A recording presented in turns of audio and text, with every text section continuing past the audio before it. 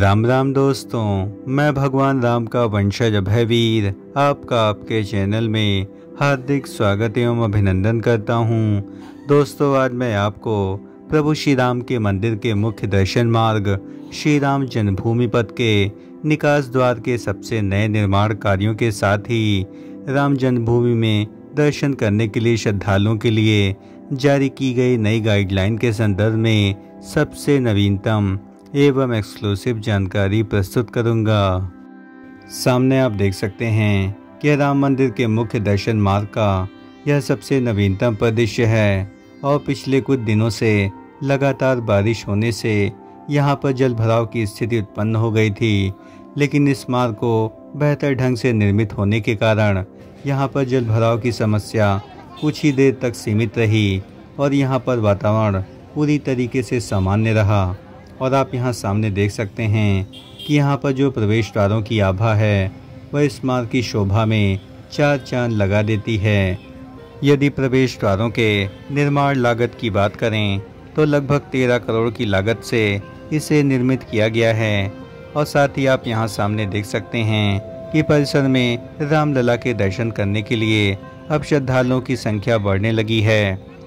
श्रद्धालुओं की संख्या पर जारी आंकड़ों के अनुसार लगभग 2 लाख से अधिक श्रद्धालुओं ने पिछले 3 से 4 दिनों में रामलला के दिव्यतम दर्शन प्राप्त किए हैं एवं मानसून के आगमन एवं भारी बारिश के कारण अब श्रद्धालुओं की संख्या अयोध्या में बढ़ने लगी है और यह आंकड़े पिछले कुछ दिनों में और भी अधिक बढ़ सकते हैं। और बाहरी श्रद्धालुओं की नाराजगी के बावजूद अब अयोध्या के दिन धीरे धीरे सामान्य होने लगे हैं, जहां पर पिछले दिनों श्रद्धालुओं की संख्या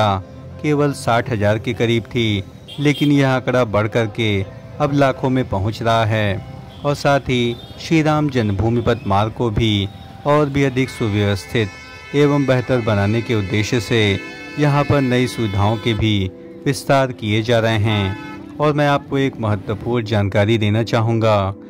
कि रामलला के दर्शन कार्यों के संदर्भ में श्री राम जन्मभूमि ट्रस्ट द्वारा भारी बदलाव किए गए हैं। और आप इसे ध्यानपूर्वक सुने कि राम मंदिर में रात 9 बजे के बाद वीआईपी दर्शन पर पूर्णतया रोक लगा दी गई है। साथ ही आम श्रद्धालु भी 9:15 तक ही राम मंदिर में प्रवेश कर पाएंगे, यानी सुबह 7 बजे से लेकर के रात्रि 9:15 तक ही अब रामलला के दर्शन आप प्राप्त कर पाएंगे। और यह व्यवस्था पूर्णतया राम जन्मभूमि परिसर में लागू कर दी गई है। सामने आप देख सकते हैं कि इसी रामकोट परिक्षेत्र में इस मार्ग पर सुग्रीव किला का एक पौराणिक स्थल मौजूद है। और सुग्रीव किला के बारे में मैं आपको पहले भी बता चुका हूँ कि इसे प्रभु श्री राम ने अपने परम मित्र सुग्रीव को उपहार स्वरूप प्रदान किया था। और जब प्रभु श्री राम लंका विजय करके अयोध्या वापस आए तो उनके अनुज भरत ने प्रभु श्री राम लला के स्वागत के लिए यहाँ पर दिव्य महल का निर्माण कार्य करवाया था। सामने आप देख सकते हैं कि श्री राम जन्मभूमि पथ परिसर में स्टील की रेलिंग्स में कई खंड बनाए गए हैं, जिसमें दिव्यांग जनों, महिलाओं तथा पुरुषों के लिए अलग अलग लेन बनाई गई है। और साथ ही दिव्यांग जनों के लिए जो भी सुविधाएं हैं वे काफ़ी अधिक अभूतपूर्व हैं, क्योंकि इन्हें सहज ही वीआईपी दर्शन की सुविधा प्राप्त हो जाती है। और मुझे नहीं लगता कि किसी भी मंदिर में इस प्रकार की बेहतरीन व्यवस्था आपको देखने को मिलेगी, जहां पर वृद्ध दिव्यांग जनों को इतने सुंदर ढंग से रामलला के दर्शन प्राप्त कराए जाते हैं। और साथ ही परिसर में यह व्यवस्था पूरी तरीके से निःशुल्क है और आप यहां पर थोड़ा सा भुगतान करके दिव्यतम रामलला के दर्शन अपने परिजनों को करवा सकते हैं। रामलला के दर्शन में बदलाव के संदर्भ में मेरा आप सभी से निवेदन है कि रात्रि 9:15 से पहले आप रामलला के दिव्यतम दर्शन परिसर में अवश्य प्राप्त कर लें, क्योंकि इस समय के बाद यहाँ पर प्रभु श्री रामलला की शयन आरती का कार्य आरंभ हो जाता है। और यदि आपने आरती पास बनवा रखा है तो आपको सीधे राम जन्मभूमि परिसर में प्रवेश मिल जाएगा। और रामलला के गर्भगृह परिसर में ही मंगल और शयन आरती का कार्य आरंभ हो जाता है। और रात्रि की शयन आरती के लिए भारी भीड़ उपस्थित रहती है और इसका पास प्राप्त करना भी ऑनलाइन काफ़ी अधिक कठिन है। ऑनलाइन पास बनवाने के लिए आप हमेशा रात्रि 12 बजे के बाद ही प्रयत्न करें और मेरा अनुभव रहा है कि कुछ ही सेकंडों में शरणार्थी का पास पूरी तरीके से फुल हो जाता है। अतः आपको वेबसाइट पर लगातार दृष्टि बनाए रखनी होगी। और यहाँ पर श्री राम जन्मभूमि तीर्थयात्री केंद्र में भी आरती पास बनवाने की व्यवस्था है और आप शाम 6 बजे के बाद यहाँ आकर के शरणार्थी के साथ मंगल आरती का भी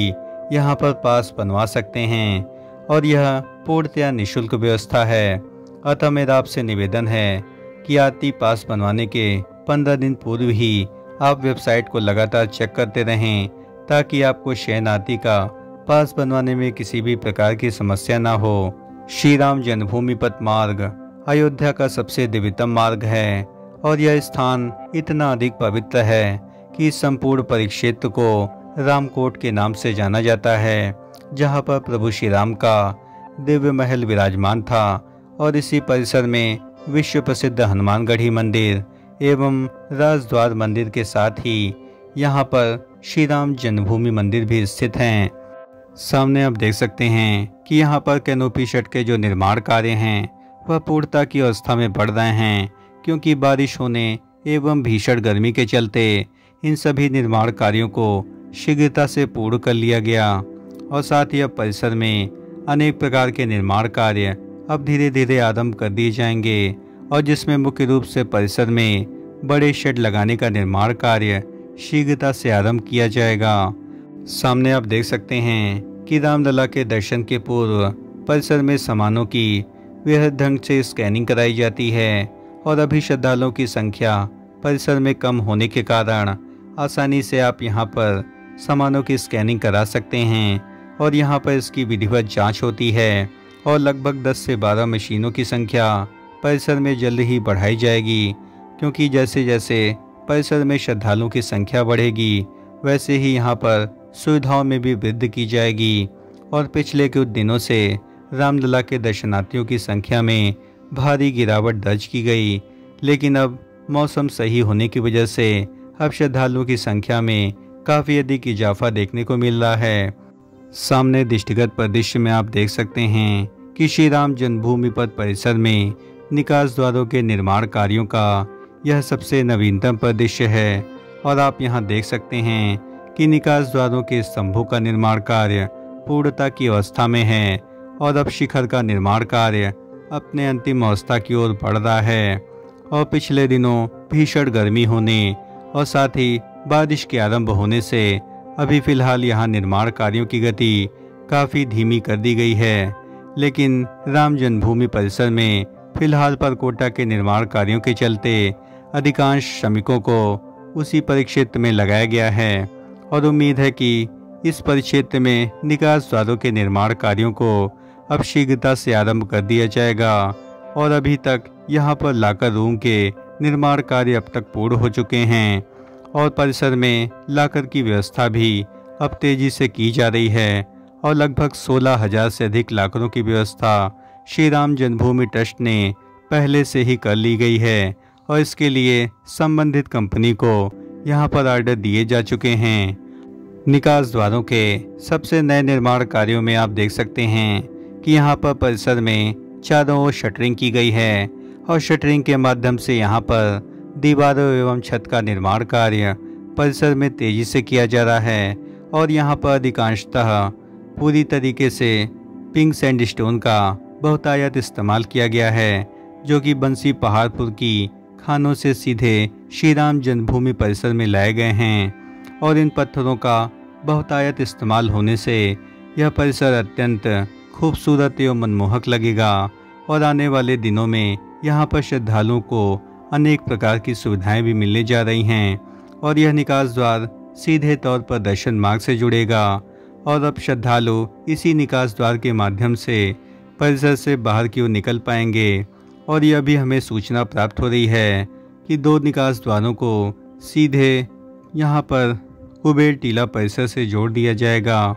क्योंकि जब प्रभु श्री रामलला का दर्शन करने के पश्चात श्रद्धालु एग्जिट मार्ग की ओर बाहर की ओर निकलेंगे तो उन्हें कुबेर टीला परिक्षेत्र में जाना होगा और एग्जिट मार्ग यानी निकास द्वार के द्वारा ही वे परिसर से बाहर की ओर भी आ सकेंगे। यानी यह जो दिव्यतम व्यवस्था है वह लगभग 1 वर्ष की अवधि में पूर्ण होगी। दोस्तों, प्रभु श्री राम के मंदिर की ओर जाने के मुख्यतम मार्ग श्री राम जन्मभूमि पथ के सबसे नए दिव्य निर्माण कार्यों के साथ ही श्री राम जन्मभूमि परिसर में ट्रस्ट द्वारा दर्शन के समय में किए गए बदलावों के संदर्भ में हमारे द्वारा दी गई जानकारी यदि आपको जरा भी पसंद आई हो तो इस चैनल का हृदय से समर्थन करें। इस चैनल को लाइक करें, शेयर करें एवं सब्सक्राइब करें और कमेंट बॉक्स में पूरी श्रद्धा से जय श्री राम जरूर लिखें। धन्यवाद। राम राम राम राम।